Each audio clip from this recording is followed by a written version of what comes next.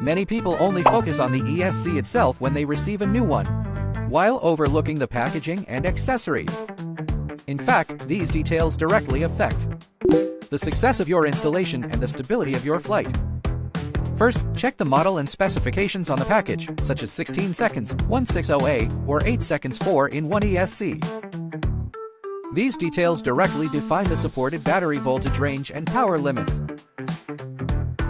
Using the wrong voltage or exceeding the load capacity can easily cause a crash or burnout.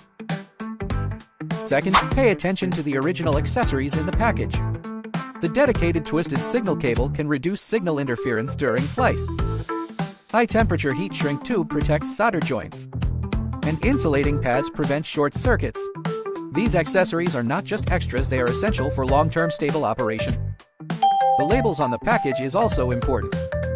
Whether the ESC has a built-in BEC, which firmware types it supports. An ESC with a BEC can directly power the flight controller, while without BEC means it requires an external UBEC. Misunderstanding these markings can easily bring trouble.